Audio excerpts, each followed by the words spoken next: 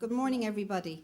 My name is Paula Clancy. I'm Director of TASC, and TASC, along with the Foundation for European Progressive Studies, is hosting this conference. So we're delighted to welcome you all today, and we look forward to a really interesting day. I want to particularly welcome a whole range of international speakers and visitors, and it's brilliant to have that kind of mix at this conference.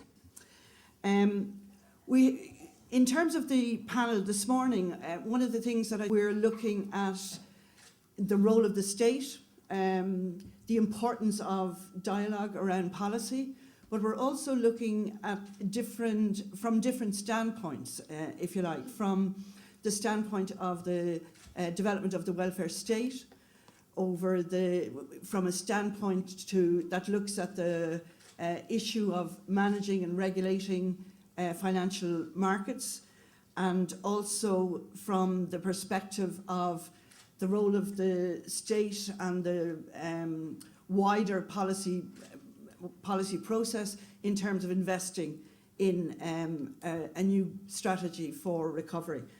The theme for the session is a different recovery. So I suppose the question that Paula posed earlier on in terms of an alternative approach to recovery, and the emphasis this morning in the discussion period is putting the political back into the economy. Thank you, Paula, for this introduction to our morning session concerning the different recovery that we have to propose for Ireland and for Europe. I just have a wonder. Is it a different recovery or a real recovery? Because if we call it a different recovery, it underlines the idea that they could achieve a recovery, which is a concern for us because we believe it would be unfair, but we could even wonder if they will be able to deliver a real recovery. Economic recovery is still just a future prospect. We are nowhere near an exit from the crisis, and the risk of a double-dip recession should be seriously considered. First of all, I would like to thank again all of you for the organization of this conference. I think it's very challenging, and it's the most important thing we need to do among ourselves to make sure we exchange and we get solidar in the message we send to the Commission, to the ECB, and to the Conservative. Now, I would like to express my view on the recovery process we have to propose to the EU citizen to ensure a fair way out of the crisis, or as I prefer to call it, a proper entry strategy in the new sustainable and solidar development model we need to look for. Therefore, I will first come back to the current European context and analyze the economic, social, and political situation at the EU level. The crisis is not over in Europe. In fact, conservative governments are doing everything they can to get it to last for longer. Let me just remind you some essential figures that illustrate the gravity of the current situation. By the end of the year, 25 million European citizens will be unemployed in Europe, and 8 million of them lost their job due to the crisis. Unemployed continue to increase over 11% by the end of the year. Markets are still nervous. More than a month after the decisive plan adopted in May for Eurozone, the euro was down around $1.2. It lost 20% of its value since the beginning of the year. In September, the euro was up again, and it is now around $1.4. Public finances must be a concern to all of us. But excessive cuts mean killing the recovery before it even starts. And it does not prevent your country from being downgraded. We must pay carefully attention that the austerity programs do not aggravate the social hardship by making cuts in the social security system. You see that due to the speculation of financial actors against states, especially in Greece, Spain, and Portugal, some countries have been forced to implement social cuts. The cost of this crisis An irresponsible conservative response to it is a concern. The cuts implemented by the Conservative are much more severe, and they represent for them a welcome ideology to slim down the state and especially the welfare state. Let me just recall what the G20 leader stated in Pittsburgh. I quote, "We will pledge to sustain a strong policy response until a durable recovery is secure. We will act to ensure that when growth returns, jobs do too." The last months have shown that the wrong choice is being made by the European Conservatives. There's a choice based on excessive public debt, budget cuts, destroying jobs, and dismantling the welfare state as a result. Their focus on accelerated fiscal consolidation is by definition short-sighted, and its employment and social consequences are disastrous. Furthermore, by weakening the perspective of a quiet and sufficient recovery process, they also endanger the long-term viability of public finance in Europe. When austerity measures now are implemented by a country like Germany in relatively good economic health, one must ask if these measures are nothing less than a conservative assault on the welfare state. It has been and still is up to all progressive forces to outline a clear practical path out of the crisis. Based on a solid understanding of the causes of the crisis, we should continue calling for a balanced approach on fiscal solidarity, sustainable recovery for job and growth, and for social progress. My second point would be our answer to the crisis. Key proposal out of the report that you mentioned, and that was just voted last week Wednesday, in the European Parliament, and that tried to establish a strong signal to the EU citizen by adopting with an overwhelming majority this report. And I do think that in Europe, members of the European Parliament, and on the one side, and on the other side, Mr. Barroso and Mr. Rehn, the Commissioner for Economy, have not the same understanding of the economy governance. They will address, and in their public statement, their vision of economic governance. And we say that economic governance should be an instrument for the success of a fair and sustainable strategy. Let me just present a few elements concerning the kind of economic governance that we imagine for the future of the EU. We have, as you know, very recently adopted this, namely 2020 strategy. After the failure of the Copenhagen summit and the recent turmoil on the financial market and in our economy, climate change now hardly makes headlines anymore. Europe, on the contrary, Europe needs to show the way. I believe the economic crisis gives us the opportunity to deal with the climate crisis. Therefore, I strongly support the idea of the creation of a European energy community. And if we answer both problems in a smart and coherent way, Europe can emerge stronger from the crisis, putting itself firmly as a leader on the path towards real sustainable development. Therefore, we have to prepare and make the shift to low carbon activity by promoting new patterns of consumption, production and mobility, while supporting a fair transition toward a carbon-free economy. This means long-term investment, also in remodeling, housing and public transport and infrastructure. This means also long-term strong investment in education and innovation. To do this, one of the strong proposals in my report is the creation of a Monsieur or Madame Euro, Mrs. or Mr. Euro, who would be in charge of coordinating the bloc economic policy and take the responsibility that are currently shared by 3 different people. First, he or she would be a vice president of the European Commission in charge of economic and monetary affairs. He or she would also chair a meeting of the ECOFIN Council, and third, chair the regular meeting of the Eurogroup. This institutional innovation is just not to reopen this whole institution battle, but it will first add consistency to the EU economic policies, and second, bring a unique representation of the EU in the various international bodies dealing with financial and economic issues.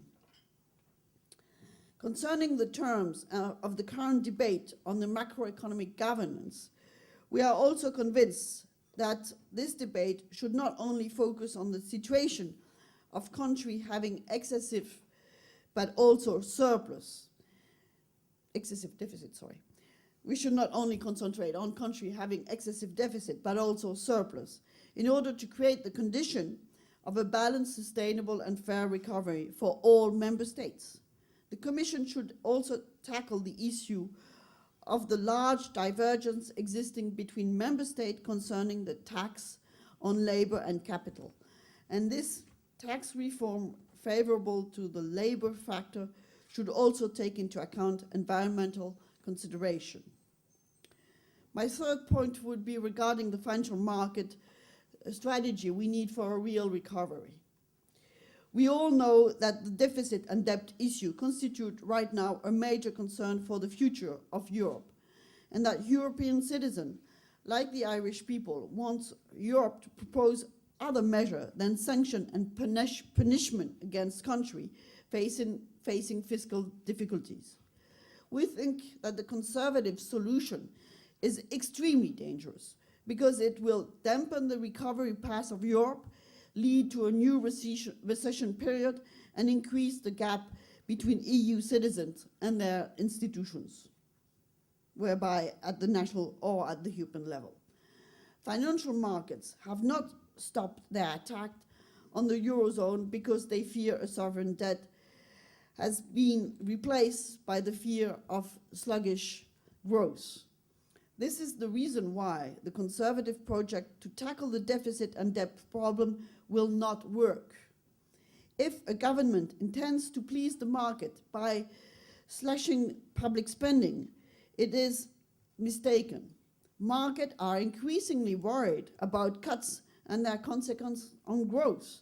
It is not saying that we are not committed to debt reduction, but the length and the way is the question. When to do it and who is to pay for it. A key part of our new proposal is on the debt issue, with the idea of handling the debt through collective European instrument, Eurobonds, that could easily finance also long-term investment projects. This idea is a natural follow-up from the decision to agree on a mechanism for the Eurozone. We should also propose exploring the possibility of setting up a European debt agency to continue being ahead of conservatives and give a strong impetus for the revival of the European project. The European Debt Agency is a tool for the people to reclaim ownership of public debt, to build a stronger fence against speculators. It would lower the cost of borrowing for all and strengthen the European Union. In order to meet the policy objective of our ambitious strategy, Europe will need additional own resources that will bring the necessary and required stream of revenue. Among the different eventual options that we Social Democrats imagine, one has our favor, the tax on financial transactions. This instrument will ensure at EU level a significant sources of revenue, more than 1,000 billion a year, and will at the same time penalize the short-term speculative and social useless transactions. Furthermore, it should be clear for all of us that the European Council, dominated by the Conservative, is not officially pushing for the FTT. They are still divided on this issue and only call for an exploration of the idea of the FTT. They all dismiss the EU FTT by explaining that this instrument could only be implemented at the global level. This dogmatic position is not acceptable. The European Parliament demonstrated with its vote on Wednesday that it will demonstrate that it will move faster on this issue than the Commission and head of states. In the report on economic, financial and social crisis, it is clearly stated that the Parliament favours the introduction of a financial transaction tax to be introduced as first step at the EU level if it's not possible at the global level. Because it's too easy to say you needed to have it first at the global level. This is the best way not to do anything. My fourth point would be that no sustainable recovery can be imagined without appropriate regulation of the financial market. And a strong recovery will only be possible if the G20 leaders and Europe finally hold their promises of the 2009 G20 summit. In the aftermath of the first shock that hit the global economy in 2007, international momentum for radical reform of the international financial system was apparently reached last year by the G20 summit in Pittsburgh and London. At this time, progressive forces in Europe and all over the world believe in a critical rethinking of the destructive financial neoliberalism. However, 3 years after the subprime crisis, some conservative governments demonstrate that they're slipping back into bad old habits. Concerning the working methods announcement, in 2008 in Washington, just after the collapse of Lehman Brothers, G20 leader stressed the necessity to find global solution to global problems. Let me also just remind you that G20 leaders promised 1 year ago in Pittsburgh, I quote, to turn the page of an era of irresponsibility and to adopt regulation and reform to meet the needs of the 21st century global economy, end of the quote. It is time for action and convergence right now. In Seoul, G20 leaders have to show their real commitment to close the loophole in the financial system and to find a way to stop the process that could lead to a dramatic currency war. With respect to the reform of the financial system, I think that the EU did a quite good job by providing a new supervision architecture.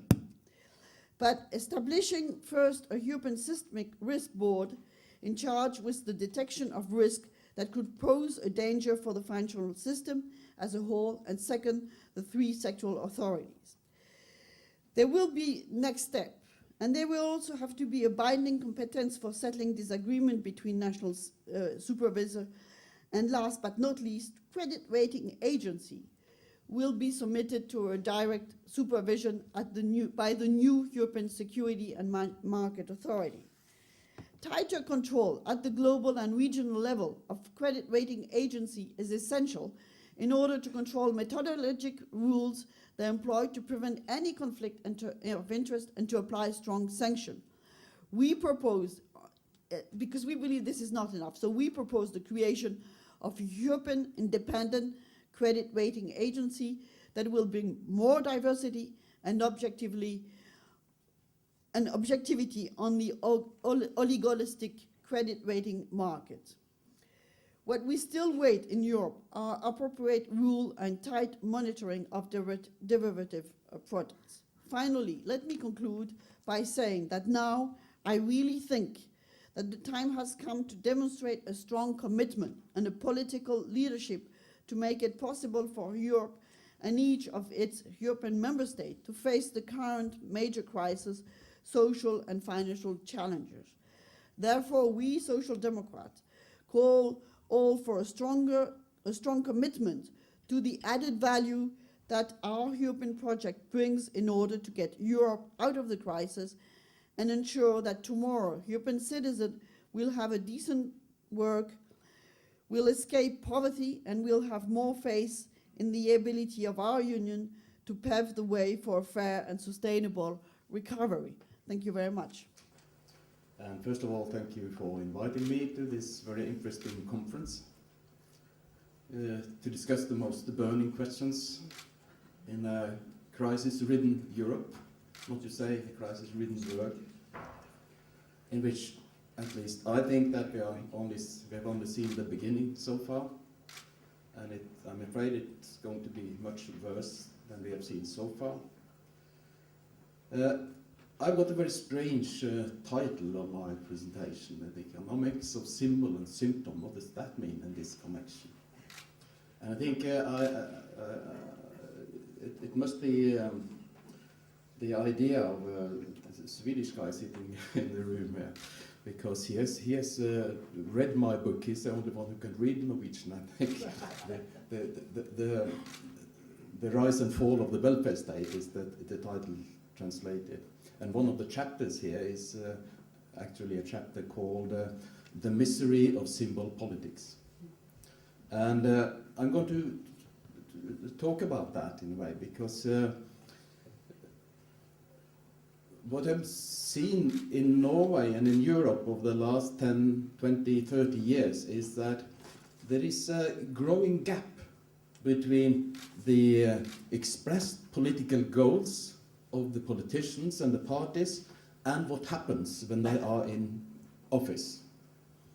And that is irrespective of what kind of parties there are. It is the same whether it is center left or center right or center or what it is.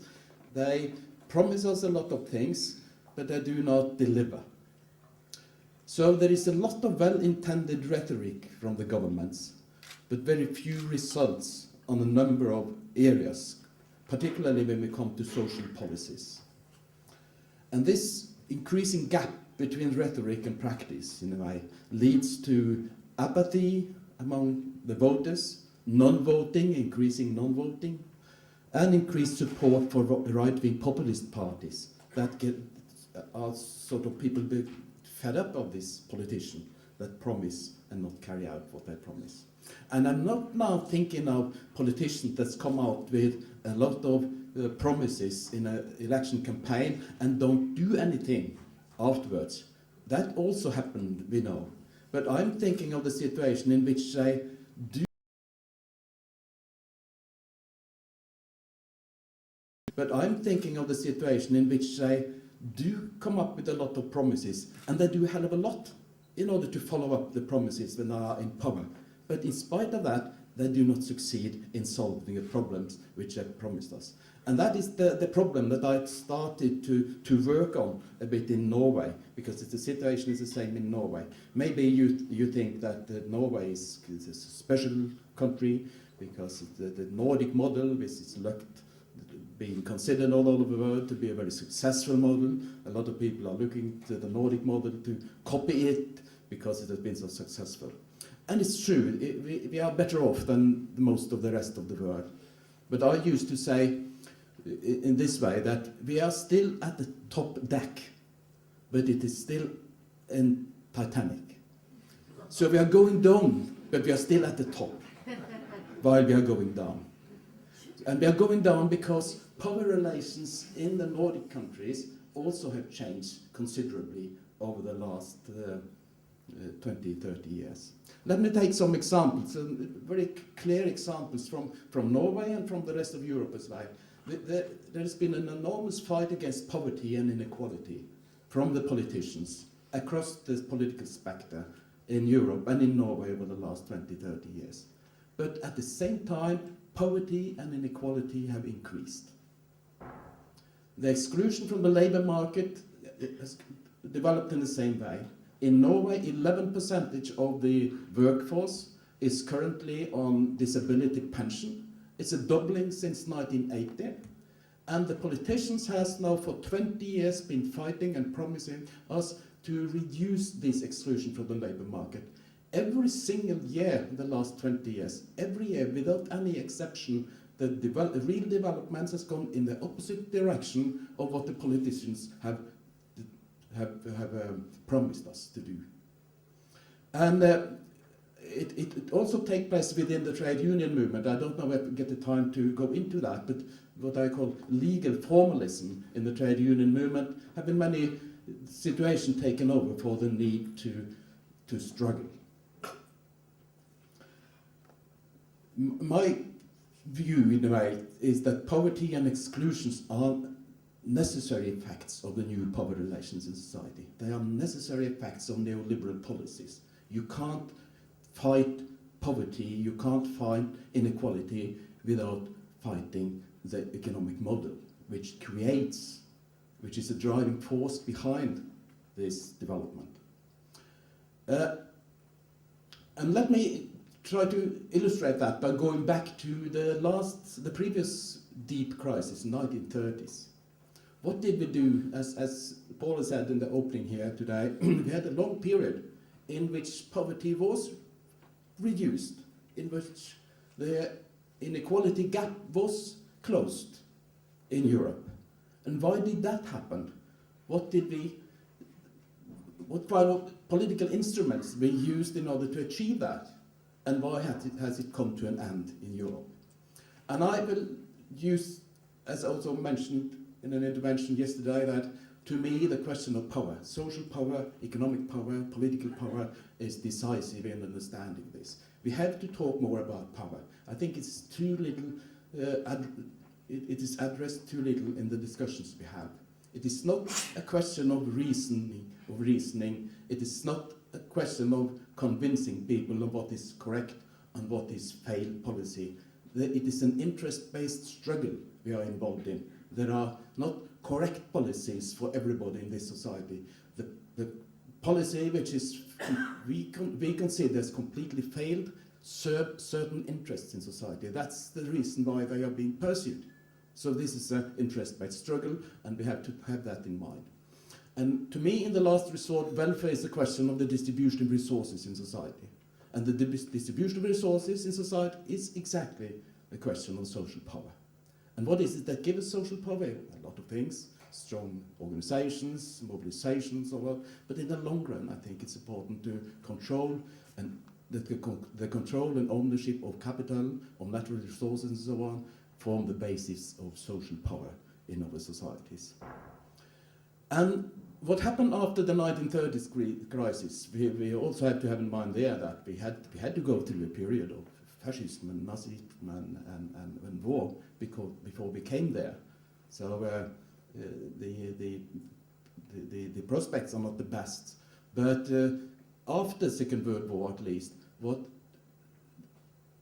the reason why we had successful welfare state developing in Western Europe was that it was the result of social struggles, the previous period social struggle, which shifted the balance of power in society and made it possible with another policy. Struggle based on popular mobilization, confrontation with the counter-forces, and also gradually the fact that a great part of the economy was taken out of the market and made subject to democratic governance.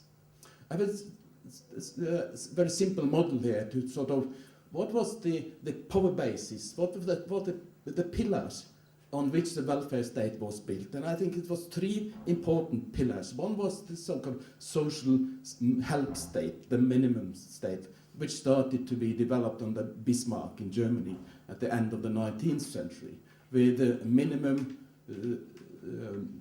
support and means-based.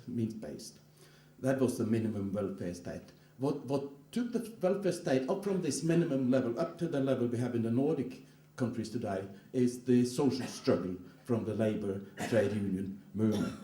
But not only that, it was a third pillar, and that is linked to this second one, and it is particularly the British historian Eric Hobsbawm that has made us aware of that in the 90s, namely the existence of another system in the East.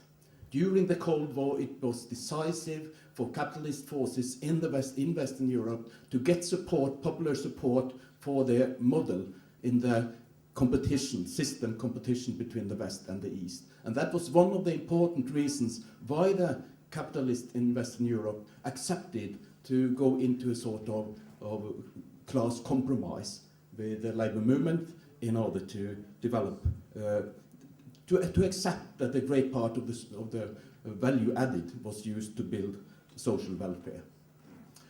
And the social pact policy is also decisive. The compromise between labor and capital is decisive in order to understand the development in Europe, the development of the welfare state. The welfare state didn't exist as a notion before it was created. The labor movement fought for socialism, and that's the reason why the welfare state became the compromise. And it is a compromise, it was a compromise.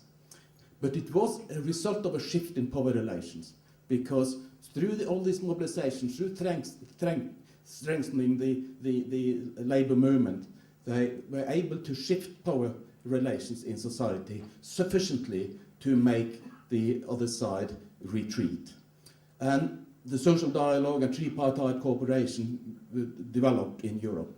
Some of the social democrats and some of the people in the labor movement, the trade union movement, at least in the Nordic countries today, have mixed this up in a way, what is causes and what is effects. So they say the reason why we have been so successful is social dialogue and tripartite cooperation, which I think is a mix-up of causes and effects. Because I think that the social dialogue and tripartite cooperation, as well as the welfare state, both were effects of the shift in power relation which made the welfare state possible.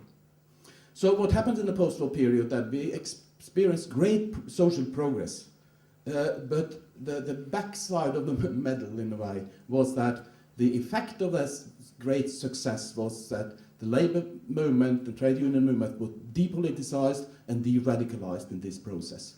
They started to believe in the crisis-free capitalism, that was already created, and the only thing remaining now was to reform us into the beloved land, in a way. And that, as we have seen today, was a complete mistake. And the role of the social democratic parties in this development was to sort of administer the class compromise. That became the historic role and the success of the Social Democratic Party. And that also explained why the Social Democratic Party started to face deep political and ideological problems when the employers, the capital owners, started to withdraw from the compromise in the 1980s. This is another model which you often use to illustrate what happened when we built the welfare state in the Nordic countries. This is the private capital in a way in society. And what politicians did, based on the existing balance of power, was to ring fence, in a way, private capital through all kind of regulation. Capital control may be the most important, fixed exchange rate, regulation of investments, huge public sector, which means that an increasing part of the economy was taken out of the market and made subject to political decision, governance, and labor legislation, and so on. So in this way, private capital was ring-fenced, and the power of capital was reduced, and the other side of that was, of course, that democracy was extended to ordinary people. And this was more or less the political economy of the welfare state. This was a precondition for building the welfare state, this shift in the balance of power. And then we came to the 1970s and turning point.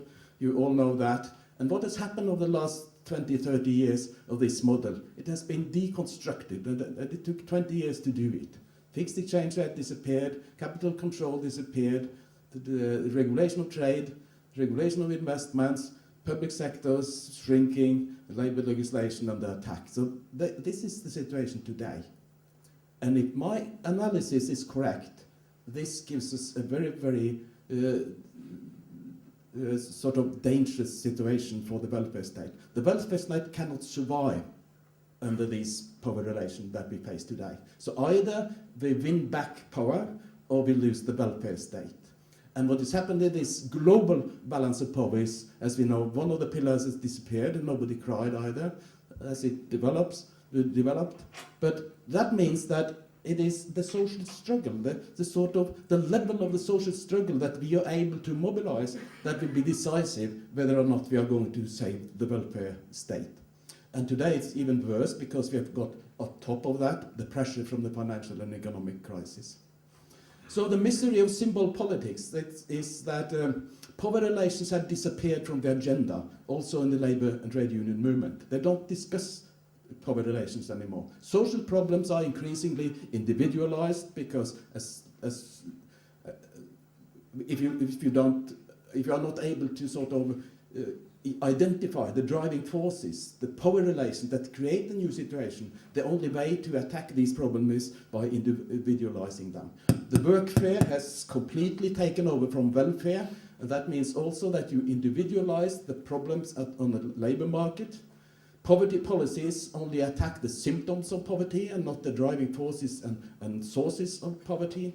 Power struggle is replaced by legal formalism, and social problems are becoming sort of unsolvable, and that creates crisis, of course. The effects of this policy, of this symbol politics, as it leads to ever more repressive policies, because the responsibility for the poverty is not in the system, it is not in the economic model, it is each and one of the poor people that is the problem. So if it doesn't work, you have to increase the repressive policies. And there we are. Thank you. Well, thank you very much for your kind introduction, and thank you very much to TASC and FEPS for having invited me to this very important conference and a very timely one. I think it's great that progressives are getting together to challenge the wrong ideas that are ruling at the moment in Europe and in much of the world. I want to start by talking a little bit about the financial sector, because since 2007, the world has suffered the destructive force unleashed by the power of unregulated finance. Because the financial system has been, in a way, turned from being a good servant to a bad master, and we have to put the genie back into the box. What we want is a financial sector that is good at allocating savings efficiently to good productive projects, not a casino, not a speculative machine to make a few people rich and to wreck and undermine the real economy. And so therefore we have to retransform the financial sector, and it can be done. And the book that we edited with Joe Stiglitz and Jose Antonio Campo is based a little bit on the idea, which Stiglitz always says, that the reason why you can't see the invisible hand, particularly in financial markets, is because it isn't there.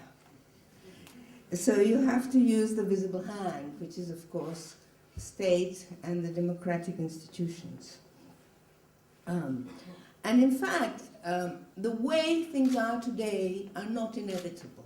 People talk about the markets as if almost they're an act of God or an act of nature. But in fact, they're a human construct. And there have been times when this has been different. And there are countries today where this has been different. For example, after a period of very strong deregulation of financial markets and a big boom, we had the 1930s and the terrible depression that followed.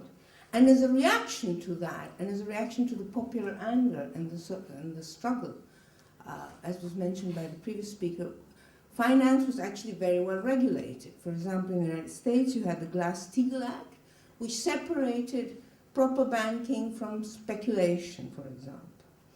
And as a result of that and other factors, you had a very long period, particularly after the Second World War, where you had a lot of growth for a number of reasons, but including this, and you had no financial crisis. So this is an important fact, that these damaging, destructive financial crises are not inevitable, but they can be avoided. Then followed this massive deregulation and liberalization under the influence of a very kind of strong neoliberal economic thinking, pushed, of course, by the vested interests in the financial world. It started somewhat in the developing world, then went to US and Europe, and as a result of that, first in the developing world and now even in the developed world, crises became the norm. It's almost more common for the world to have some crisis, and usually a major one, than not to have one, if you think about the last 10, 15 years, starting in Latin America, East Asia, and now in the global financial crisis.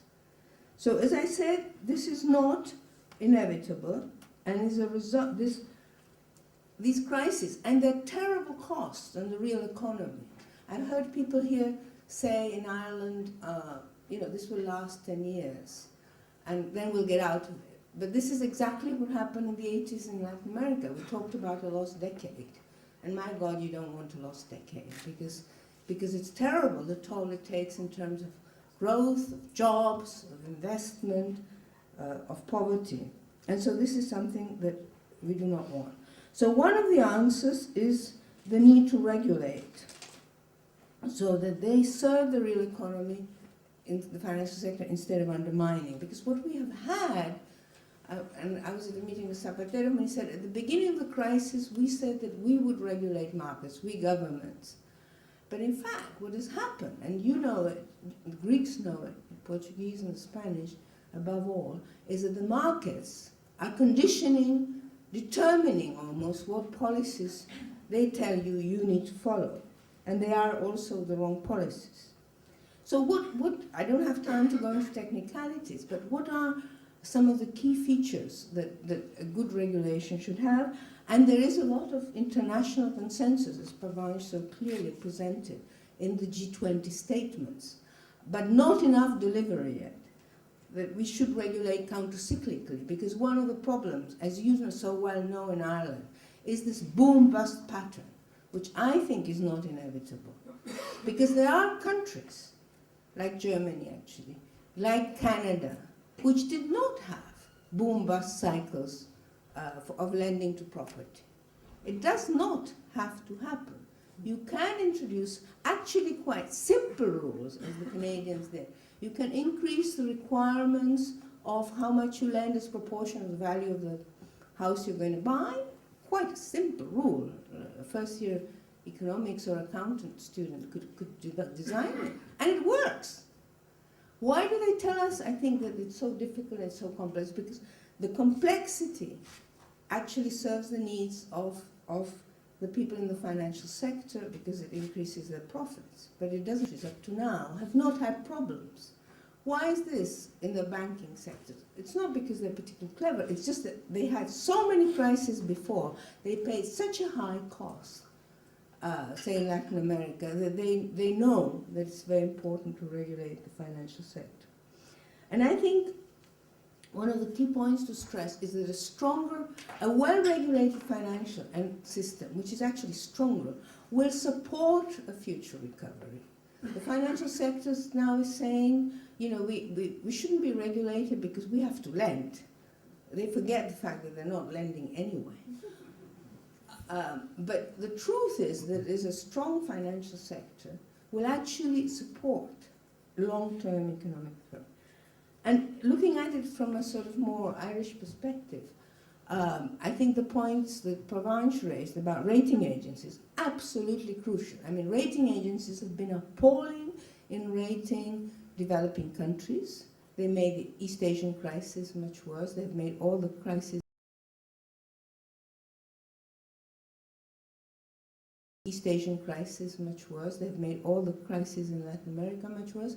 And they're deepening, at the moment, the problems in Europe. So why haven't they been regulated already? And I really welcome this idea that there should be, which is in Pavanj's report on the crisis, which the Parliament has just approved, that there should be also a public rating agency which could have a more long-term perspective and look at long-term fundamentals and not the last fashion, as the markets do. There are, of course, other elements in regulation. Besides countercyclical, regulation has to be complete so that all actors, not just banks, are properly regulated. It has to restrict the growth of banks and other financial institutions so they do not become too large to rescue, too large to fail, and too large to rescue, as you know, at your cost. I think also regulations can be used to favor countries rather than to favor only to deal with financial stability. And one interesting regulation, which I understand is being discussed here, is that defined benefit pension plans could buy, instead of just buying top-ranked German government paper, could be allowed to buy, for example, Irish government paper. And that this could then lower the cost of borrowing by the Irish government. and not force them to cut back their spending so much. Because you are very dependent on foreigners. About 85% of government debt, I understand, in Ireland is held by foreigners. And that is not a good idea, because foreigners tend to be more fickle. They have 192 countries where they can invest. They're a bit worried about one country. They just pull out, create a crisis, and then you're left with the consequences. The second cause of the crisis, which was also already highlighted by Paula very eloquently, is bad income distribution. And of course, what happened was that instead of increasing the incomes of the poor or the lower middle classes in countries like the United States in particular, what they did, they gave them credit. And so these people thought that they were doing better, but in fact, their situation wasn't sustainable. And so it's not a nice thing if you have a nice house and then you lose it. Or, you know, if you're given a lot of credit for consumption and then you lose it. So the answer has to be better income distribution, also as a vehicle for recovery. And it's very interesting that in a famous letter that Keynes sent to Roosevelt, when there was this double dip in the late 1930s, one of the things that he stressed, two things. One was public investment, and the second was you must increase collective bargaining. You must increase wages. And it's interesting that in the developing world, for example, countries like China have been increasing wages, countries like Brazil, and this has been an important vehicle for them to grow more. Now, this brings me to the third subject, which is recovery.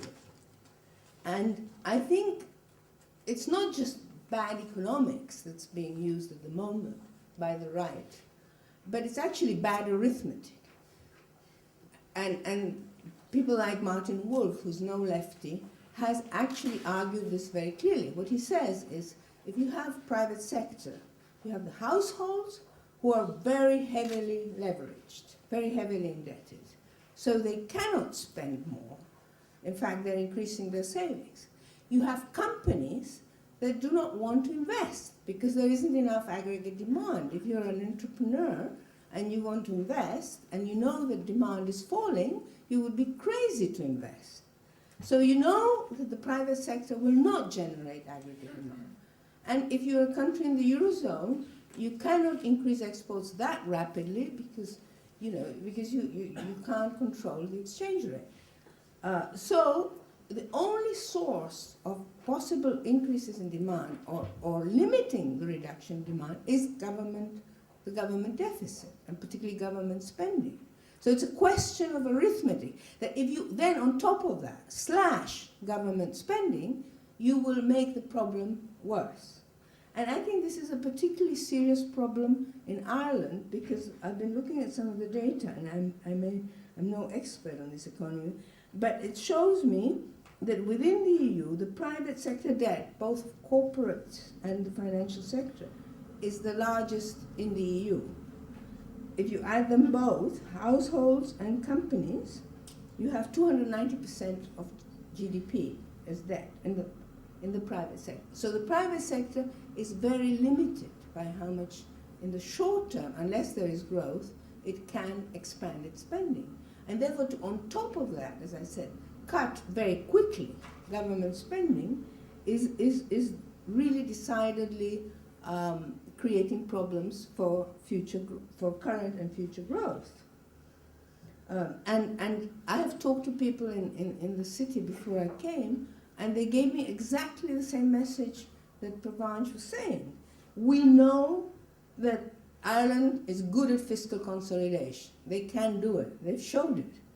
But can Ireland deliver growth? That is the question that financial markets are today asking. And so you might as well follow the right policies, because that's even what the financial markets want.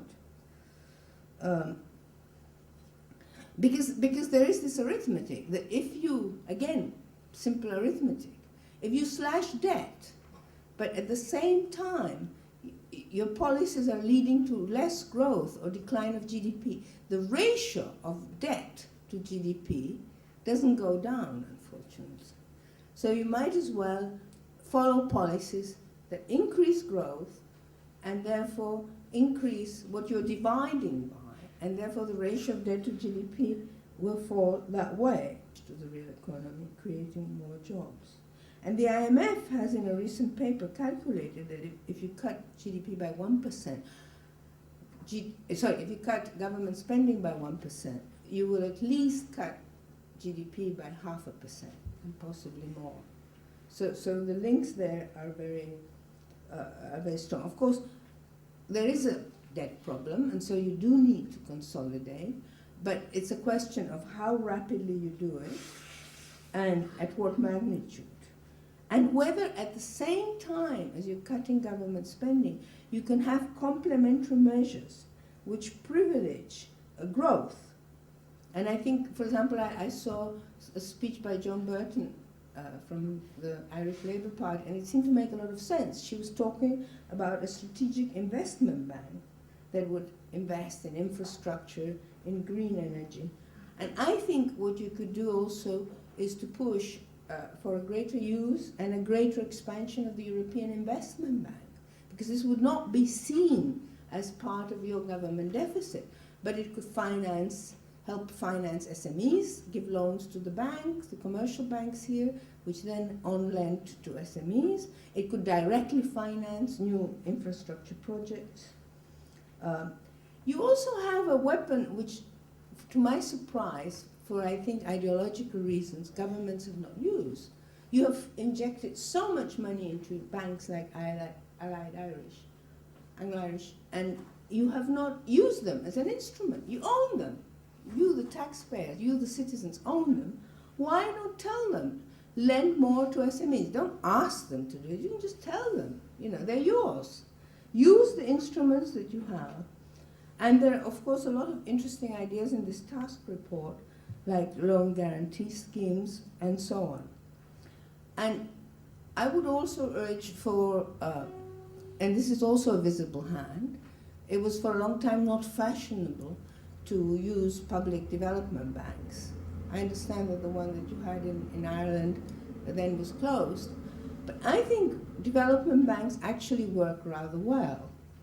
They do at an international level. We have the European president of the European Investment Bank.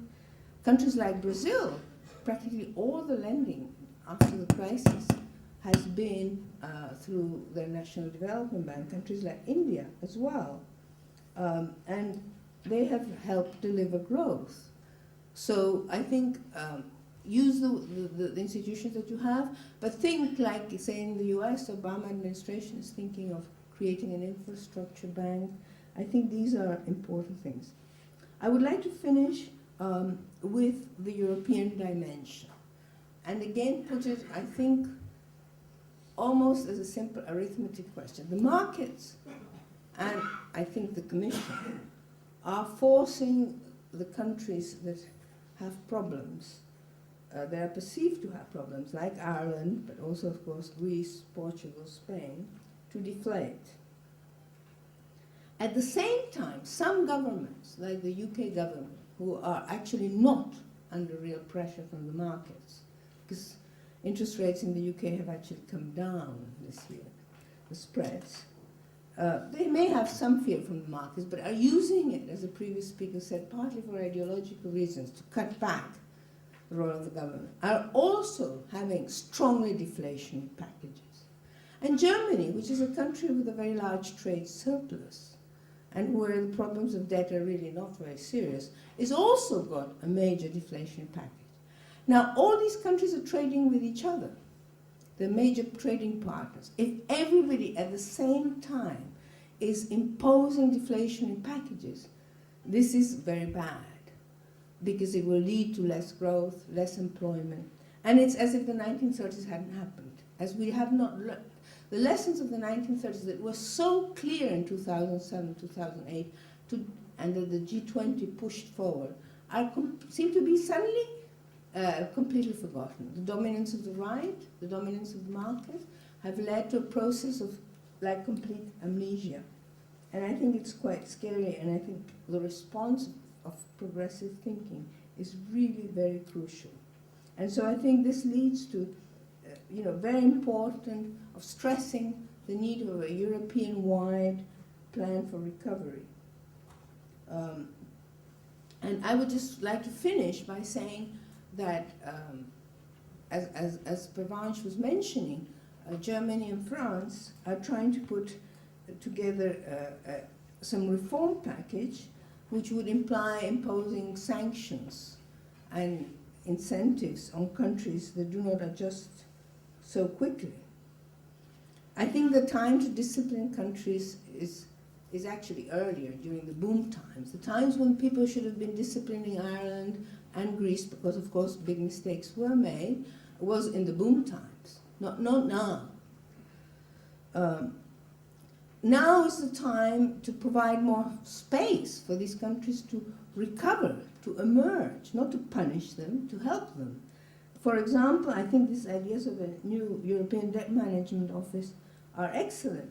But in the meantime, if the markets are not working, if the markets are taking too short-termist a view, as they always do, why isn't the ECB continuing its program of buying government bonds, Irish, Greek, Portuguese, so that long-term interest rates can be kept low? Why shouldn't this be done? Well, we know who are the kind of people who are opposing it, but I think it's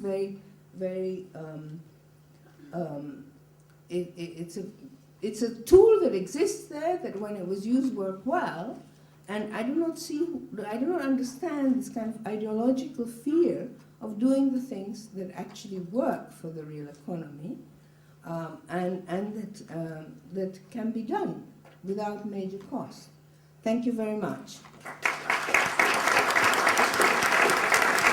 Good morning, everybody.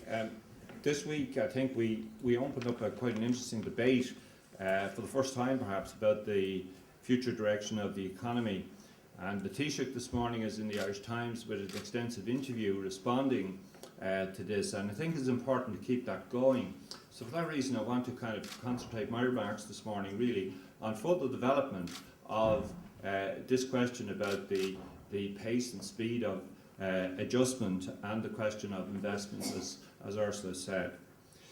In recent weeks, we have seen a very determined effort to limit the debate to the issue of the spending cuts and the tax increases, which are necessary to remove variously, depending on who you hear, 3 billion and 7.5 billion from the economy in the next budget.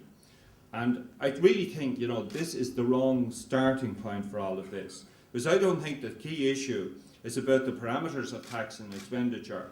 I don't even think it's about economics. And what it should be about is political economy, and the deeper question of whether the economy is embedded in society or the other way around. That indeed is the theme of our session this morning. So, a bit like the Kerryman asked for directions, I have to say I wouldn't start from here in the first place. And by this I mean that I don't subscribe to the accepted orthodoxy that the budget deficit must be reduced to 3% of GDP by 2014. I do accept, though, that we can sustain the high level of borrowing and the cost associated with it indefinitely.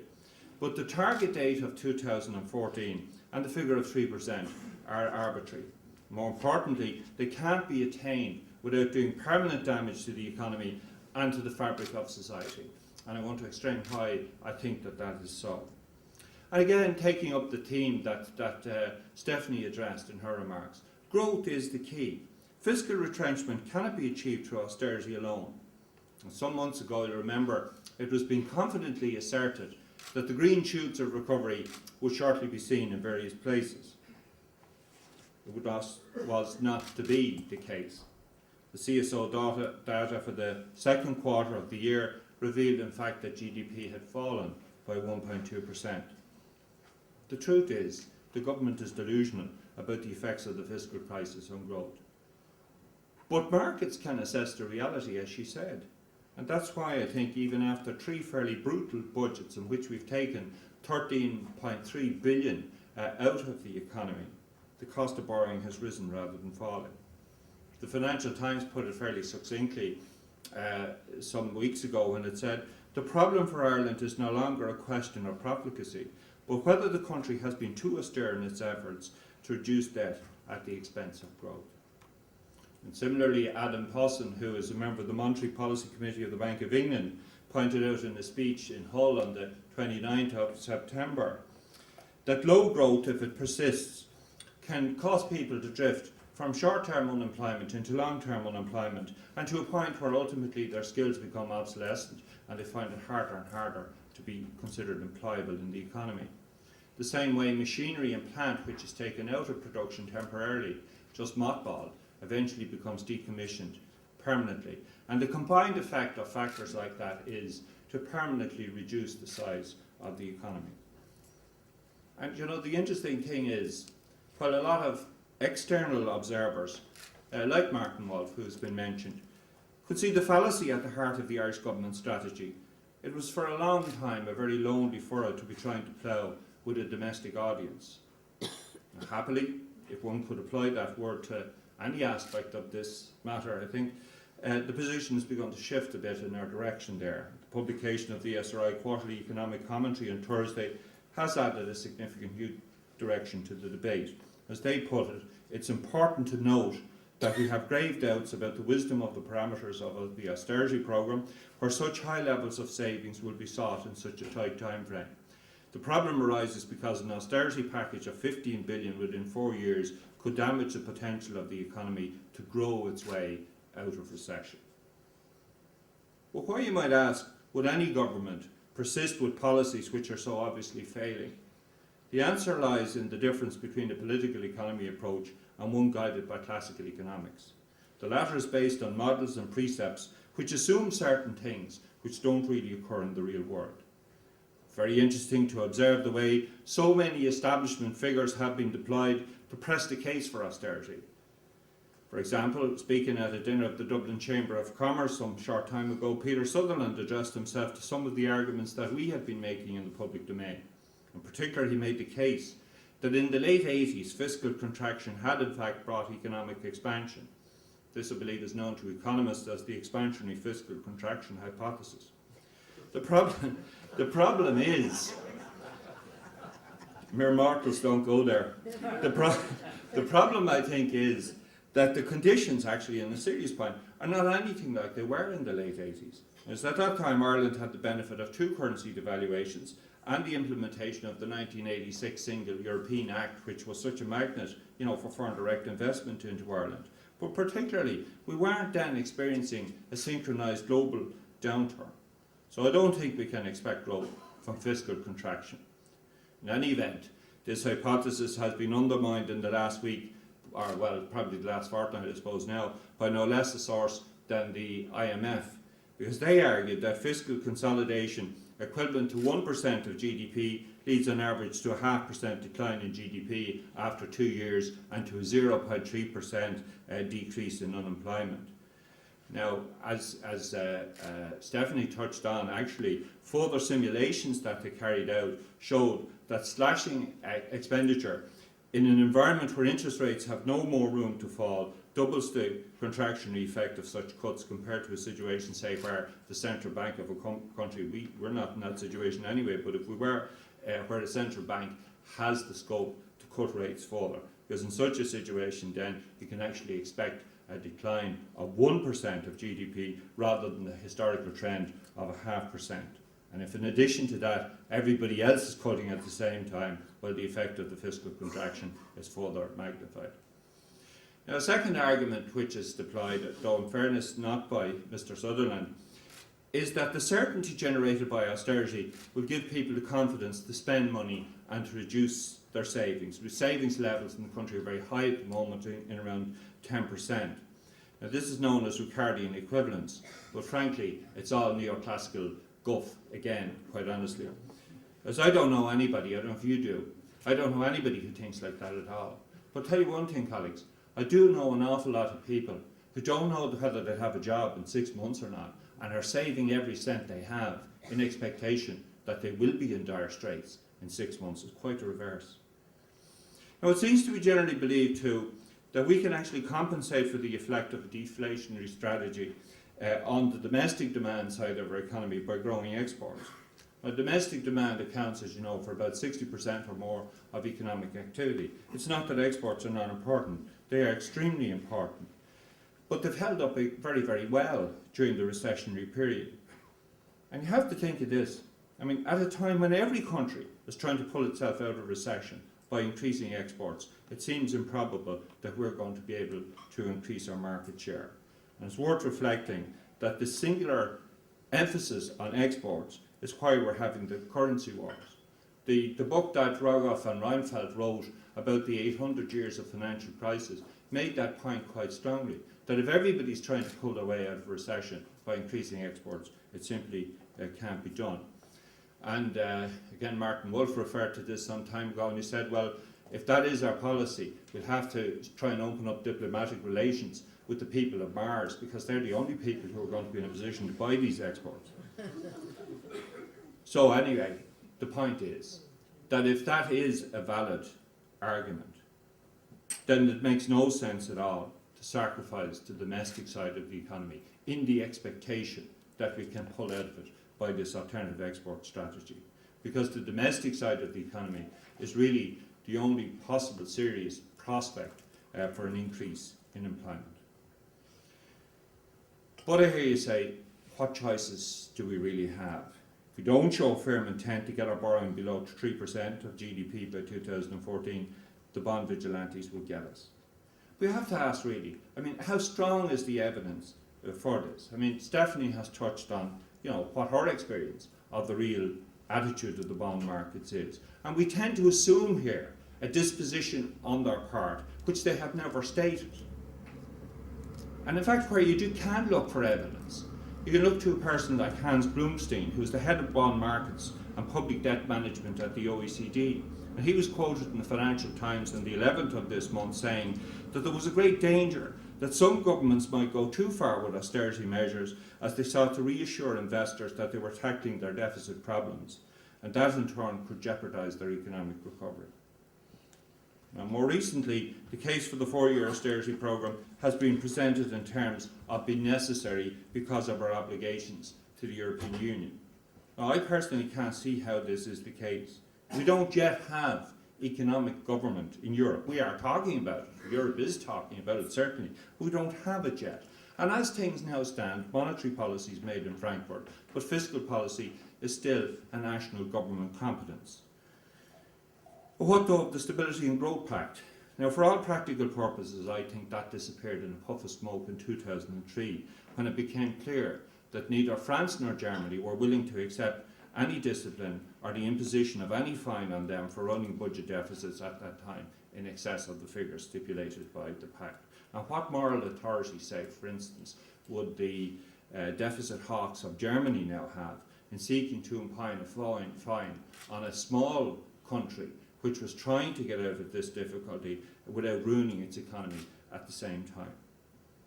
Consider too that the logic of this argument about the EU is that if they do indeed have the power to compel Ireland to stick with a 4-year austerity programme, then it also has the power to make us change our stance on corporate taxation. So we're assured by the government, oh, that's absolutely not the case. On the other hand, we're told, if you don't behave, Europe will clobber us. So which is it? You know, you can't have it both ways. Now, a variation of this theme, of this argument, is that we have to start off with a 4-year programme, you know, and if things get a bit sticky along the way, well then the EU might agree to change it. Now, who would buy a proposition like that, quite frankly? The whole purpose, anyway, of the longer-term adjustment is to give growth a chance to get a foothold in the economy. Remember, too, that if things do go very badly, say, with us, we don't have the type of safety blanket that the United Kingdom has in terms of using monetary policy to do quantitative easing or some measure to help its economy in those circumstances. In any event, it seems to me that the European Commission actually has a more nuanced approach to the issue, based on the evidence again. And I'm citing here a presentation to the European Parliament on the 14th of January by the Director General of the Economic and Financial Affairs Directorate, Mr. Marco Butti. And he told MEPs that the pace of consolidation should be conditional on a self-sustaining recovery. Now, no recovery will be self-sustaining without growth. That's the reality. Growth can both do the heavy lifting of adjustment and diminish the scale of the problem by increasing the size of the economy. Growth needs time to get a foothold, and it needs investment. And that's why we believe that the adjustment can't be accomplished in 4 years and should be stretched over 7 years. There's nothing scientific at all about 4 years. It's purely arbitrary. Last week we had the pleasure of hosting a visit here from Lord Robert Skidelsky, who's the biographer of Keynes. And he made the point that there's no remedy in accepting the economics of the cutters and seeking only to sort of ease the pain of the axe, as it were. The promise to cut a little less than the government and over a longer time frame is less than a complete alternative to economic strategy, and I agree with that. And that's why investment in the domestic economy is a necessary complementary action. And when we publish our pre-budget submission in about a week's time, we intend to deal very comprehensively with how best to achieve that investment. And there's some technical problems which have to be overcome, and they have to be properly addressed. Now, for instance, it seems crazy at a level to allow the National Pensions Reserve Fund to invest everywhere in the world, almost except Ireland. And the issue appears to be that direct expenditure from the fund is recorded on the balance sheet. We believe ourselves that there is a way of taking it off the balance sheet and leveraging the amount involved by using either a state holding company concept or a special purpose vehicle.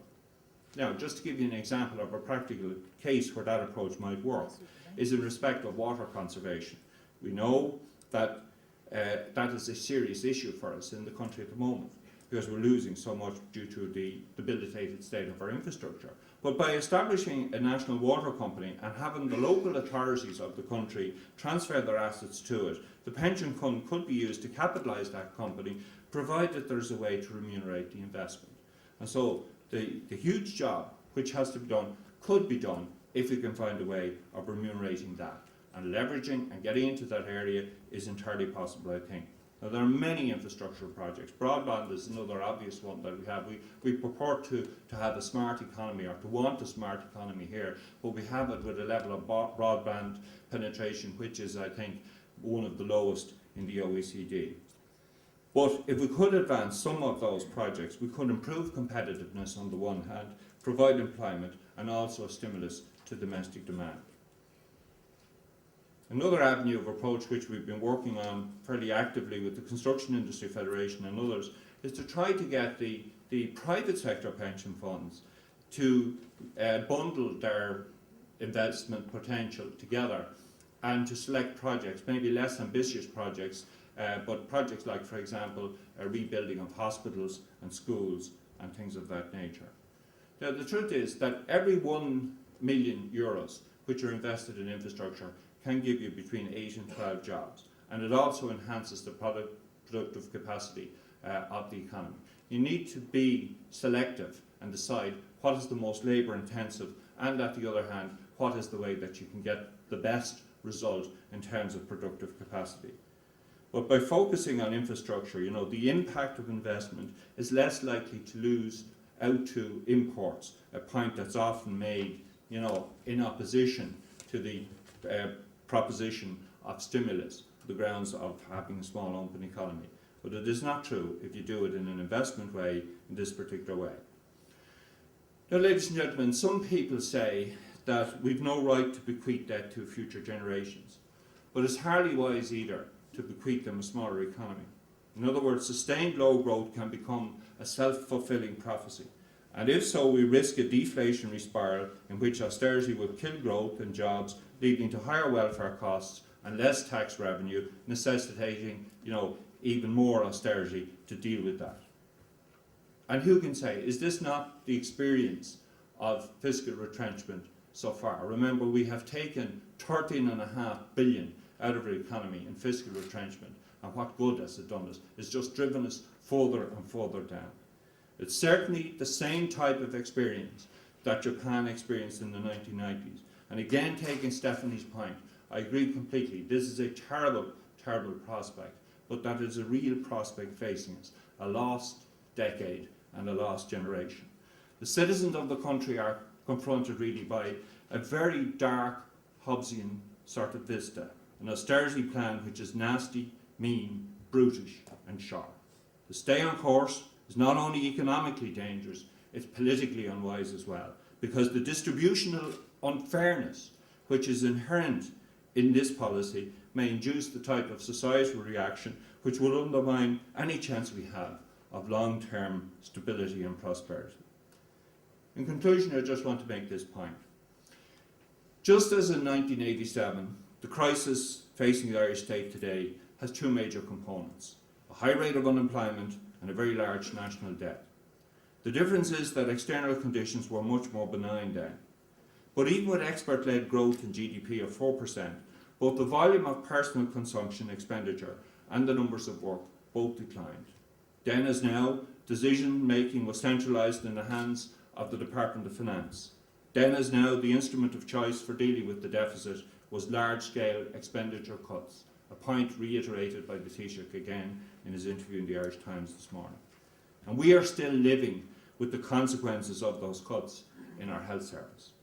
My point is that by adopting the same approach in much more challenging international environment circumstances of today, we are really doomed to failure. That is the fact. We need to allow for thinking about the problem in a different kind of way, and foreclosing on all options other than a 4-year austerity programme is not a very good start in that process. Thank you.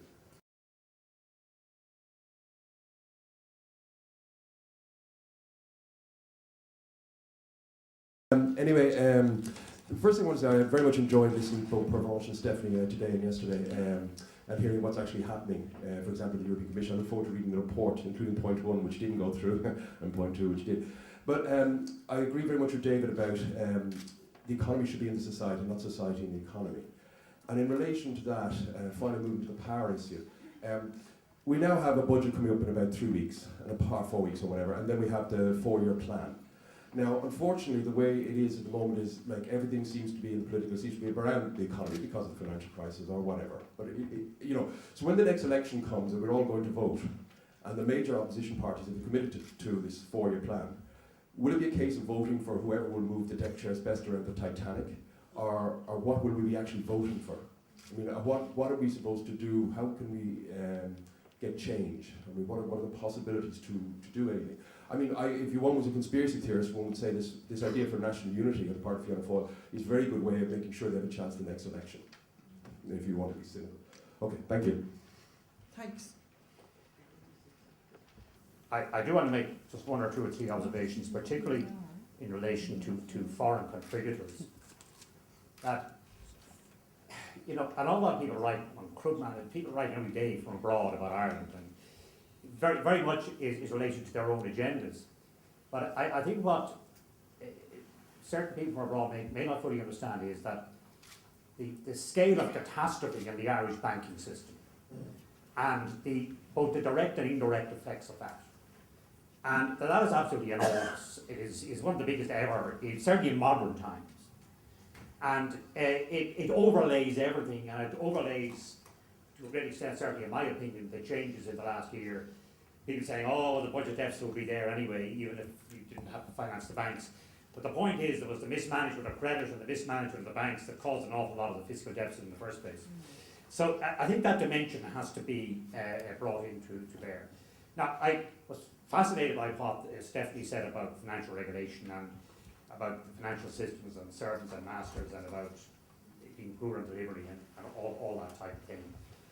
But I think that in the case of Ireland, you see that it's you can be delusional or in a whole lot of different ways, and we all can pick, and I pick facts sometimes that suits whatever I want to say and so on.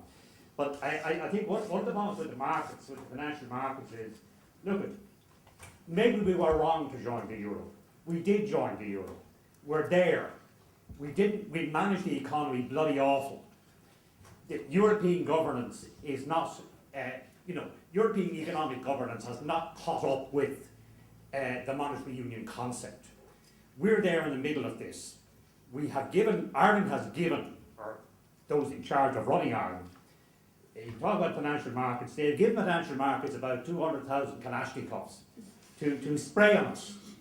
There is no, you can blame financial markets, and we can have a great discussion about that, and I totally agree with what was said about regulation. But you are now facing a situation that, do you want some sort of renewed discipline in Ireland, however painful it may be, or do you want an IMF type of EU Commission, European Central Bank type of solution in the course of 2011? Or do you want to try to move with tremendous disruption to get out of the euro and possibly to get out of the EU? And I think that that is it's sort of 5 minutes to midnight, and I would totally agree with the people who look that markets are looking for a growth strategy as well as for a fiscal consolidation strategy, and that is very difficult when you don't have the devaluation option. And we're Can I just just not ask used you to that. to, can I ask you to wind up so that we can Oh, bring in of some other course commentators? Of course I'll wind up.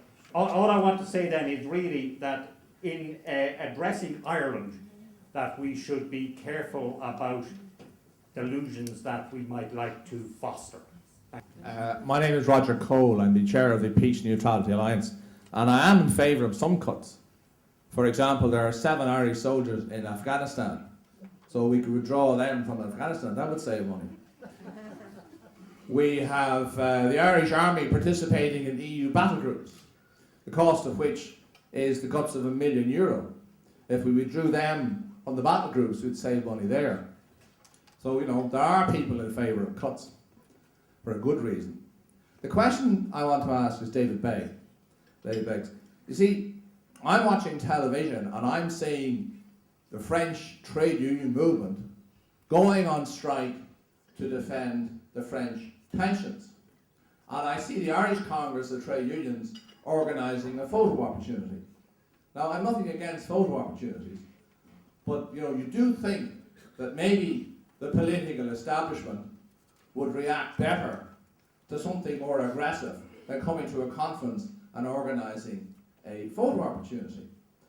The other question is, at the last election, the leader of the Labour Party, the Fine Gael Party and the Fianna Fáil Party all advocated tax cuts. And they all by and large said, the economy is doing well, we'll do better. Now, the same leaders of all the same parties are all disagreeing with David. So where do we go from here on that issue? Siobhan Doonahu, the Migrant Rights Centre Ireland. Well, I think, Stephanie, you had a really interesting comment at the end about the not understanding the ideological fear of doing things that are right and that will work. And I want to make a direct connection between that comment and the discussion about power.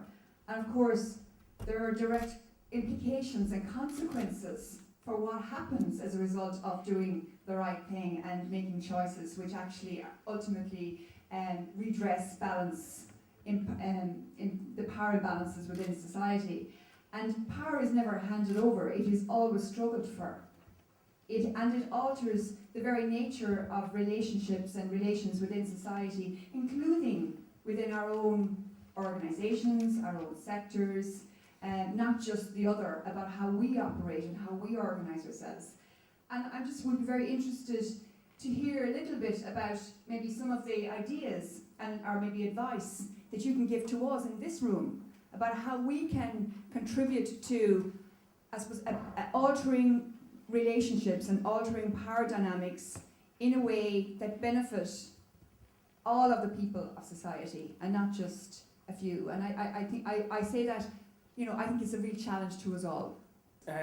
Rory Hearn, I'm a community regeneration worker in Dolphin House, in Dolphin's Barn, and I just wanted to, when we're talking about the impact of the cuts, I was talking to a community employment worker. These are the FOSS schemes that are run, and she gets an income from FOSS and she gets an income from the welfare. And I asked her where exactly she spent her money. She spends her money on rent to the city council, to the ESB, to gas, for food, and at the end of the week, she's a lone parent with three children. She had €50 left to divide out, and that's what she had. So when we talk about cuts, this is who we're talking about cutting. And I think that's you can see there as well the impact of when money is taken out, it's going to be taken directly out of the economy that's been spent. The other point I wanted to make about infrastructure and stimulus, and I think it's really important that an area that's added, that we don't just look at the labour and employment impacts, but we look at the social impacts. There's a number of areas around this country that were earmarked for regeneration, which is new buildings, new housing, community infrastructure. It's all been cut. And the social costs of that are that young people in these areas, particularly young men who were employed in trades, are now out of them, are being drawn back into the drug, basically, trade, which is increasingly re-emerging as a problem. So I think that area of regeneration should be put in as a key area of social stimulus and economic stimulus. And my last question is again a general question that I think has to be put to ICTU and to David Begg, which is, isn't it now time for a popular mobilisation around what we're talking about here today? And I think today is fantastic to actually be putting across an alternative, because people are looking for it, and we have a job, and the likes of people who are in this room have a job to communicate to the people of Ireland that there is an alternative. People are paralysed by fear, they feel there's no other way than the government is talking. There's a need to communicate that there is an alternative, and then to mobilise around it, because I don't believe we're going to convince the government to change it unless that's true that way. Okay, thanks. There's one other person in there, and then I was going to move. Just one quick, brief comment on the power relations. As long as we have economic inequality, we're never going to have political equality. It is necessary that we democratise our economy, that we find structures by which, at local levels, that people can have a direct input into the local economic development and into the political reforms that are required. Unfortunately, none of the political parties, including the Labour Party, seem to be advocating any reforms in that direction, any meaningful reforms in that direction. Rory O'Farrell from the European Trade Union Institute. I've one comment and one question. Just to get back about the lack of interest in the labour market from economists. I think part of the reason of that is that in Ireland it's fairly straightforward that the problem is just the huge fall off in demand, so it's not really terribly complicated why we have such a unemployment, so that might be part of the reason. And then one question to Asborn Val. I think we focus a lot on income inequality and we tend to ignore wealth inequality, but you pointed that out. And you had this nice graph about how very regulations and so on can address the power of people with all the wealth. I was wondering if you think an increase in wealth equality can be an alternative or a substitute for regulating these things. I'm Anastasia Quickly from the National University of Ireland at Maynooth. And I first of all, I'd like to congratulate TASC on this conference and on the very substantial contribution that they're making to putting the political back into economy, because I think it's absolutely crucial. But it strikes me at the moment that the consensus around the sort of fiscal retrenchment that the panel have spoken about this morning is fairly wholesale. You know, we're a pretty small minority in swinging against it, or in finding the language to swing against it and to put forward arguments that can make sense. And I would like to ask the panel, and my apologies that I didn't hear all of the speakers, but I would like to ask really, look, we've got a very limited time scale, you know. If this budget goes through at the end of December, and if things move in the direction they're going, and if the sort of political consensus that's now being developed continues to grow apace, it won't make a blind bit of difference which government is in power, led by who, because the process will continue on the same sort of road.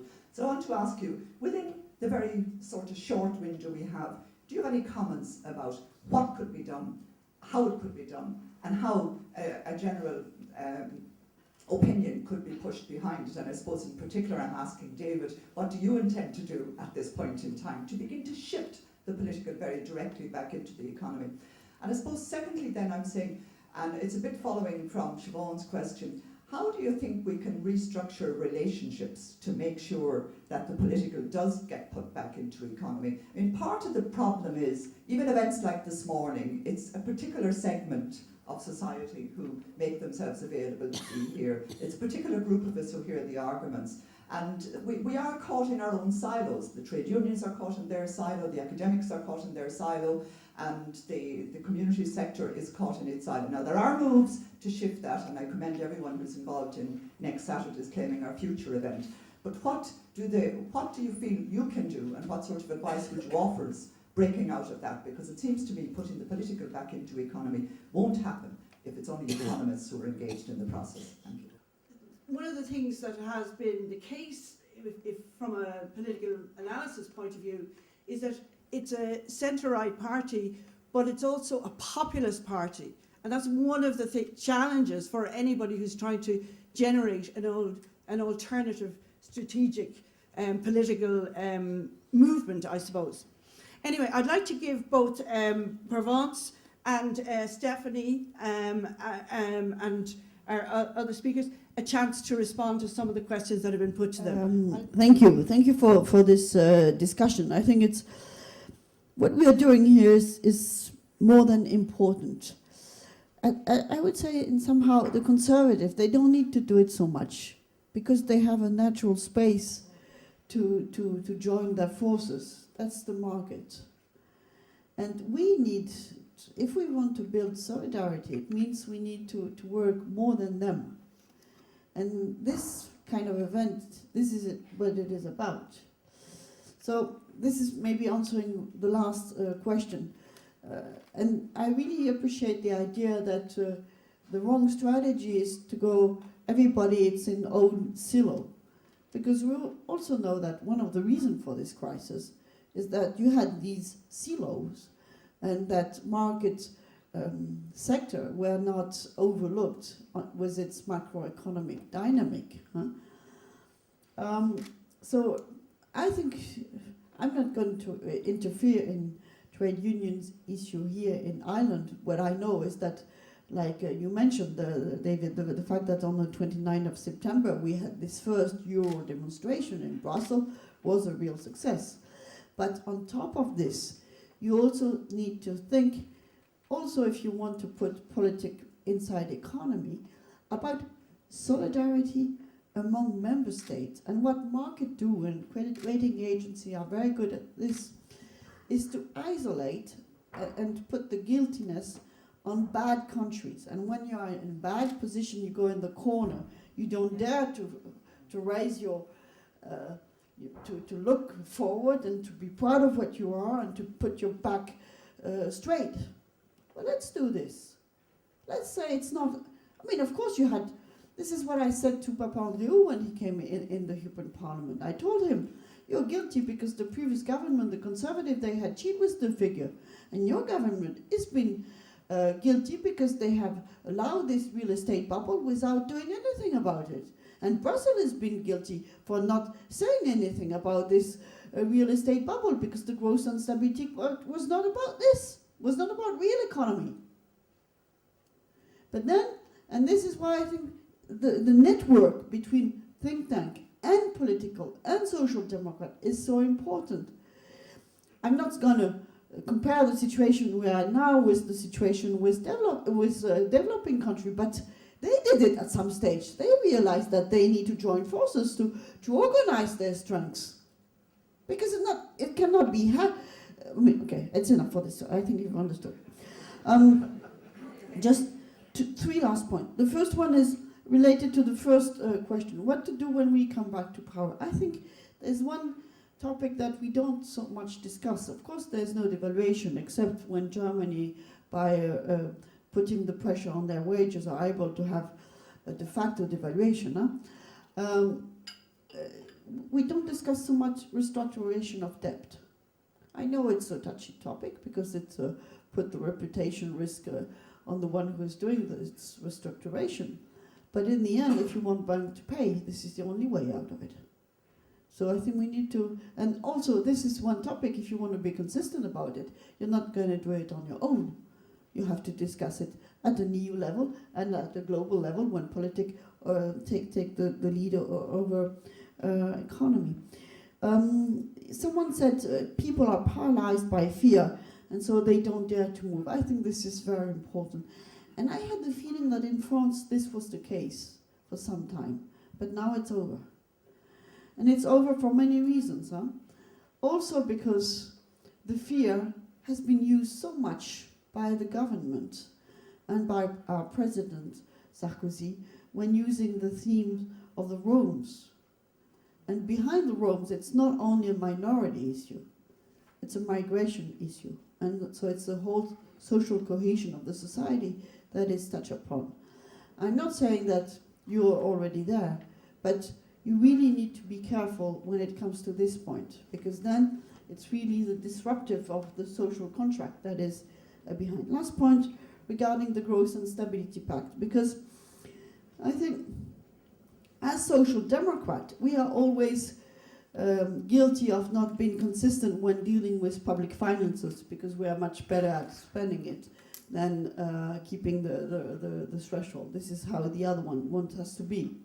This is not true. We are able to consolidate, but we want to do it on a fair and sustainable basis. But let's be frank. What was set up when the euro was settled in the beginning, more than 10 years ago, in the Maastricht Treaty, and then when the Growth and Stability Pact was adopted in 1997, was not the right balance. I said it yesterday because the figures are stupid.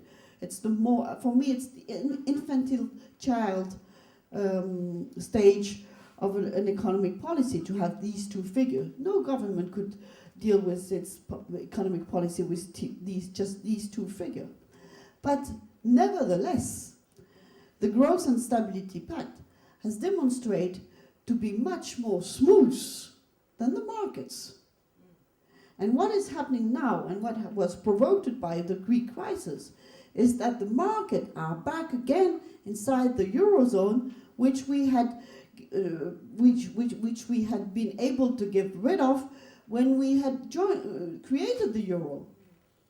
So this means what we desperately lack inside the Eurozone is this economic governance where we can use this currency, which is ours, to strengthen our economy for the benefit of our people and our capacity to be heard at the worldwide level and not to be just passive passenger looking at what's happening between China and the US. A first thing I'd like to say is one of the first comments was about the state of collapse of the Irish banks and how much that damage did. I think I've just seen a fantastic film in the US called The Inside Job, which denounces the role that the banks played. I think we have to make our case better with progressives, because there's been this massive failure of markets. Plus, a lot of governments have mismanaged their policies, like here. But this should naturally lead, one would have expected, for a resurgence of the Social Democrats, because we believe in government intervention that moderates markets, that puts them at the service of the real economy. And so I think we have to find the right language to do that. So if there is, very strong case about how the banks contribute to wreck the Irish economy, this should be said. Maybe there should be judges that should be going behind chasing the bankers. For example, in the US, just before the Financial Regulation Bill was passed, which is actually quite a good regulatory bill, there was a massive inquiry by the Securities Exchange Commission and Goldman Sachs, and these guys were dragged in front of the television and shown to be the crooks that they are. And I think this is very good because it puts the majority of the population, the victims, in contrast with this minority that is creating this havoc. So I think this may be a good tactic, which is very appropriate here because you had such bad bankers. I think providing alternatives like TASC has done is very important. Because, for example, if you look at the developing countries that negotiated relatively more successfully with the IMF, when the IMF were the bad guys, now they're actually nicer, but unfortunately you have to deal in Ireland not just with the IMF, but with the Commission, and the people who are behind the Commission. The countries that did best were those that had clearest alternatives, backed by the social forces of the country. And when you have a clear alternative, you can negotiate better. You don't just say, this is a terrible package, I'm against it, I riot against it, but I have an alternative that would work much better for the majority. And I think the work that the TASC and the Labour Party and so on, others are doing is actually extremely valuable.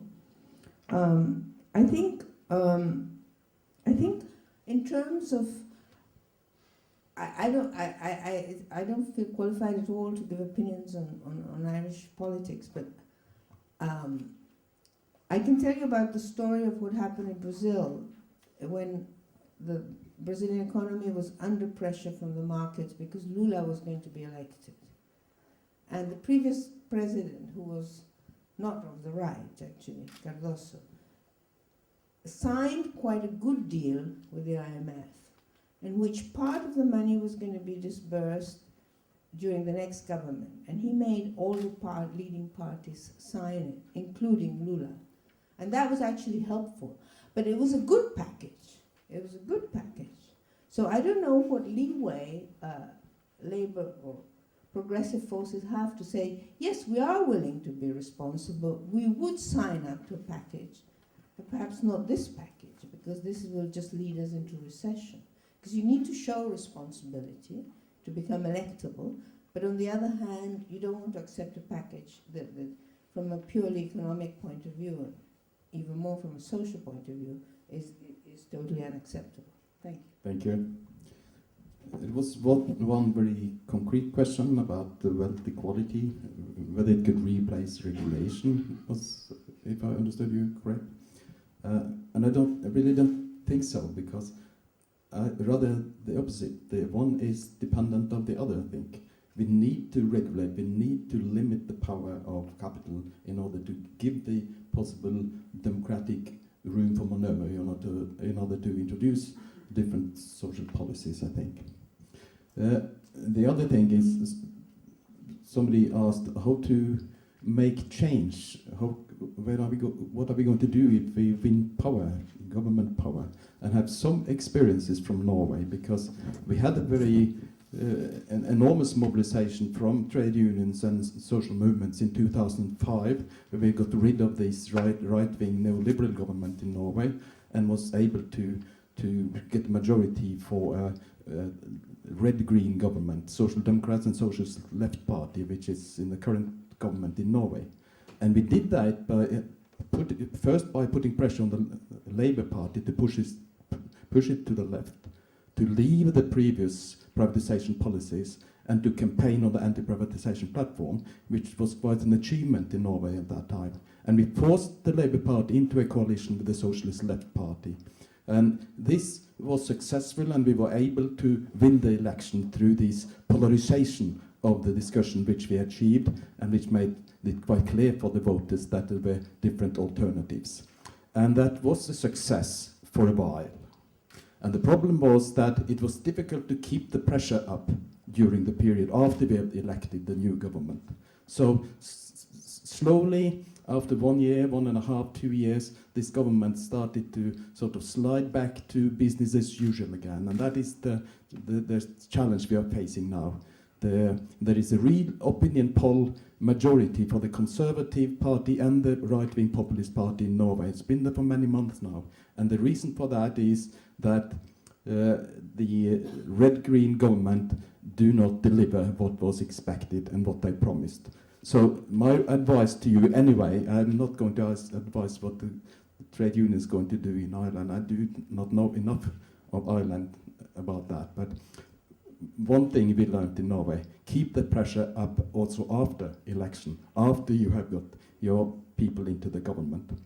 So I think anyway that what gives me hope in Europe today, because I think it's a very, very serious situation we're facing in Europe. I'm afraid of a possible development in Europe towards more authoritarian Europe, with very, very strong attacks on the trade unions in order to open the possibility for this enormous redistribution of wealth, which they want to carry through. And the only way to meet that is through an enormous mobilization of social forces. There is no other way. Therefore, I think it's great to see what's now happening in France, in Spain, where a very successful general strike they had, and also in Greece and in Portugal.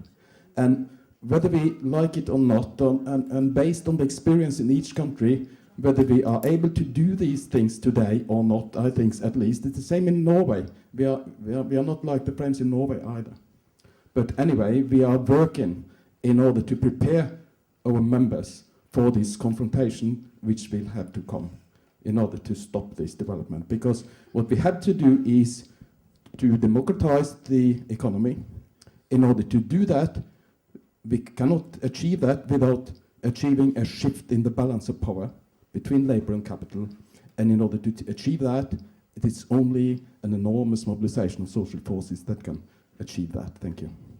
Well, look, I mean, there were a wide range of questions put to me, and some of them came, I thought, from, you know, some different poles, if you like, of the argument. But let's say, take the one encapsulated by Roger Cole's thing, you know, which is, why aren't we doing what the French is doing? All we can do is organise a photo opportunity. Now, I suppose the starting point really would be maybe with the facts, right? For 2 years now, solidly, the Congress has run a campaign under the banner of a better, fairer way of approaching this. For 2 years consistently, we have made the arguments which have come to serious prominence this week. It has taken us a long time to build on that, but we have built to the point now where at least there is a debate in society about the two alternatives, and that's the reason the Taoiseach is in the paper this morning, because he feels it is necessary to answer the question of why the 4-year programme is the only available programme.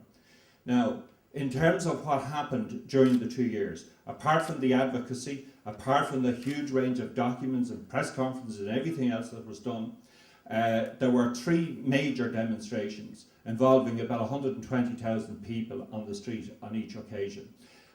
It's a rather cheap point, Roger, about the photo opportunity, if you don't mind me saying, but frankly speaking, that was done in coordination with the ETUC Day of Action on the 29th. The main demonstration of which was in Brussels. The existence of that photo opportunity, which was successful as a photo opportunity, does not preclude, nor is it a mutually exclusive option on any further action of that kind.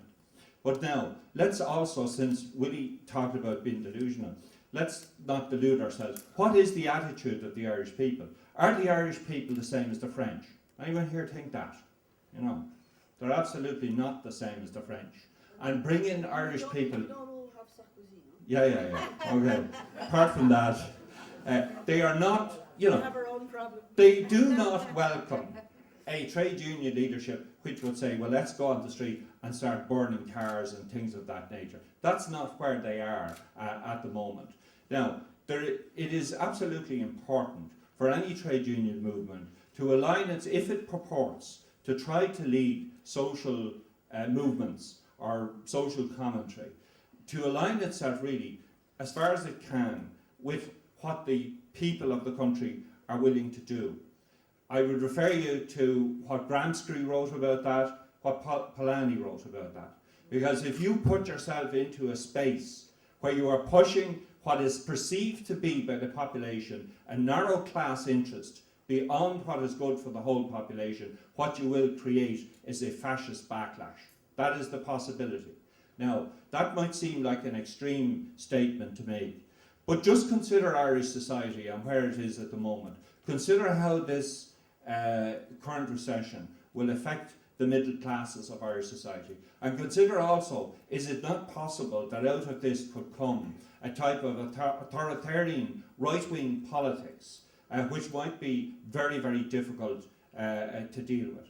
What, for instance, would happen in circumstances, say, where Fianna Fáil and Fine Gael would actually get together to form a national government? You know, now that might be, and I could see how that might be in the long-term interest of class politics, but I can surely see how in the short-term interest, a lot of us would have a fairly rough time of it, quite honestly. So these are deep and serious considerations, which are receiving consideration all the time in the trade union movement. I'm not going to say publicly, you know, at a venue like this, currently where our thinking is in all of that. But we have had a consistent, logical campaign for 2 years, which frankly has received a certain level of public endorsement at this point in time. We will have now with other parties the event next week, which hopefully will be another expression of civil society concern about the general direction of things. And we need to build to a point where we convince the Irish people as a whole, you know, what the right direction is. The last thing I would say, I'm sorry, Ursula, for taking so long, but this is my very last point on this. A very interesting book was written in 1988 by a number of people, Damien Hannan and others in the SRI, in the course of which they discussed the question, of the role of class in Irish society. And they made the general observation that since the foundation of the state, every problem that we have ever dealt with has been conceptualized in terms of a nationalist evaluation rather than a class evaluation of it. And that brought about, to some extent, the emergence through the Civil War of two different, parties which were of the same class profile, and it caused the 2.5 party system and so on. We have never moved, actually, as a nation beyond that. Social democracy has never taken a hold in Ireland. And everybody in this room today is trying to change that. But that is the extent of the problem we are facing. Our problems are rarely cast in the analysis that we would bring to it. And so it is a tough and a hard job to begin to change that. But the good point is that out of this current adversity, maybe if we are intelligent and clever about how we manage things, we may bring about a different result. But I'd say finally to Roger, if you think that persuading the Irish people that the way to do that is by having permanent mayhem on the streets, I do not think you will succeed.